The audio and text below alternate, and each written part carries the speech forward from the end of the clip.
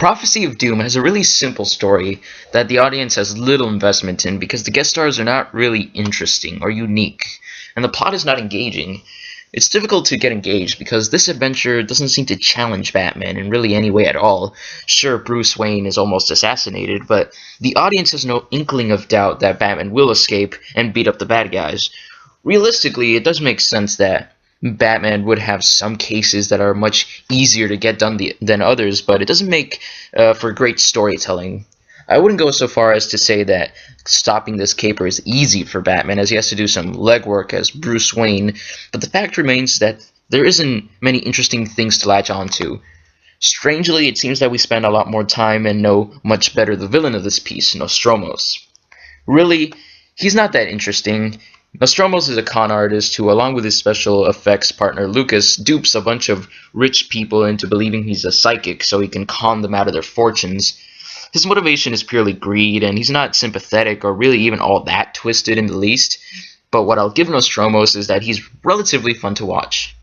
In this episode, at least, he has more energy and presence, albeit paper-thin presence, than any other character. Most of the time, I was just laughing at what a dramatic show he puts on for gullible rich people. In a scene where he's talking to Lucas, he talks just like a greedy con, but the second he gets a call, he says on the phone, "Peace to all." The delivery of that line was great. Getting more into the rest of the episode, the main person Nostromos is trying to con is an old man named Ethan, who has completely bought into the act and now doesn't make any decisions without consulting Nostromos. Nostromos has told Ethan and the rest of the Brotherhood that he's trying to con that there will be a great economic upheaval in the West referred to as the Great Fall. Unfortunately, judging from today, it looks like Nostromos wasn't really that far off. Anyways, Ethan and the rest of the Brotherhood have pulled a bunch of their money together into a super fund to protect themselves from the Great Fall and rebuild society once it comes to pass. To gain control of this super fund, Nostromos needs Ethan's written approval, which he tries to get by kidnapping Ethan's daughter Lisa, who had been trying to expose Nostromos as a fraud. Lisa is here to be kidnapped, but I appreciate that she attempted to stop Nostromos herself. Other than that, there's nothing that's unique to her character. To get to Nostromos, Bruce joins the Brotherhood and donates $10 million to the super fund, in which Alfred has a good line, "To think I was worried about the electric bill." I like that this is brought up because it reminds the audience that Batman is a superhero with many resources, which he spends almost casually here. In this episode, we also get more of the contrast between Batman and Bruce Wayne. When Bruce Wayne goes to the Brotherhood session, he acts like he's really interested in the meaningless spiritual talk Nostromos is giving. Probably the most comedic moment of the episode is after Nostromos says that his brethren are merely the eye, trying to seek itself, and Bruce turns to a lady sitting next to him and says, "This is awfully deep." The episode ends with a fight on a big model of the solar system, complete with orbiting planets. Lisa is tied to Mars, and Nostromos puts the orbits in hyperdrive so the rings of Saturn can cut through Lisa. I'm not sure how much sense it makes that such a dangerous model of the solar system can be made, unless it was Lucas that made the whole thing, but at least it doesn't make as little sense as the fight at the end of the episode in the Joker's favor, with a fake temple made with real death traps. Batman saves Lisa and launches Earth at Nostromos, which is fitting justice. On the whole, I do like how the solar system was used for the fight at the end with some interesting imagery. Unfortunately, the visuals are also weak this episode. The animation is comparable to Be a Clown, with character models looking odd and lacking detail.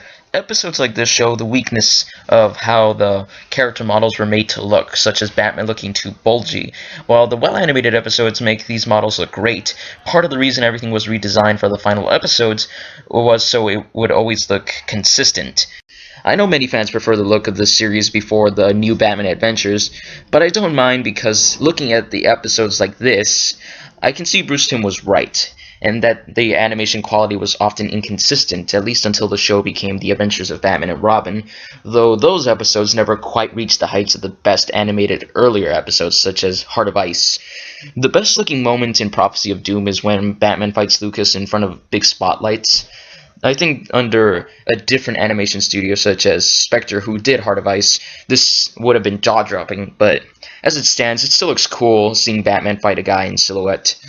I'm going to get off topic for a moment, mostly because there isn't much interesting things to talk about in this episode. The animation quality of this episode intrigues me because it makes me wonder about the standard animation quality of superhero shows nowadays. It seems that the animation quality has both gotten worse and improved over the years. What I mean by this is that now superhero shows are much more consistent in the animation quality, and the characters often move very well. What have gotten worse are the character designs. I do know that character designs can't have too much detail, so animators can draw them consistently. But look at Young Justice, that has good-looking and detailed character designs. As much as I love both of these series, Spectacular Spider-Man and Avengers Earth's Mightiest Heroes don't have that. I also understand that sometimes character designs are styled a certain way if the rest of the show has a very stylized look. And maybe the quality of the character designs depends on budget, but overall, I just wanted to bring up how different animation on superhero shows has become. I'd say that, generally speaking, animation has improved much, but I just wish for character designs that are not so incredibly stylized for most of the modern series we're getting nowadays. Getting back to Prophecy of Doom, the voice acting is fine for all the regulars, though there are no real character moments that can make the acting stand out. Despite this, I'll reiterate that Kevin Conroy did a good job bringing more of comedic elements to the role this time around. The most interesting voice is Nostromo's, played by Michael Desbarres, who has done other voice work, but they have mostly been small parts like this one, and he is most known for his live-action roles such as on MacGyver. Michael Desbarres brings the over-the-top quality necessary for the role in spades, and I give him nearly all the credit for making this episode not unwatchable. The music this episode is interesting, which I have to talk about because of how I completely forgot to mention how excellent the music was in Beware the Grey Ghost. While Beware the Grey Ghost had music which called back strongly to old serials, this episode has music reminiscent to old adventure movies. The opening theme has a grandness that I suppose is connected to the idea of the Great Fall. The music is definitely stronger than the animation and maintains a level of excitement during the final action sequences. I truly wish I had more to say for the rate I'm releasing these reviews, but overall, Prophecy of Doom is forgettable and is very low in replay value. I'd consider this one of the worst episodes of Batman the Animated Series, along with I've Got Batman in My Basement. Though there are a few other episodes that are at this level, I've Got Batman in My Basement level. What saves this episode is that Nostromos is fun to watch, but his caper is not engaging, and this episode cannot even rely on solid animation. I don't think Prophecy of Doom is as bad as I've Got Batman in My Basement, so I'll give it a 2 out of 5. Hope this review was less dull than this episode, and I also hope you'll join me for our next two-parter, Feet of Clay, which will take longer to put out, but hopefully will be out before April, and if not, the beginning of April. So I hope you enjoyed this, and we're going to get to a much better episode next time around.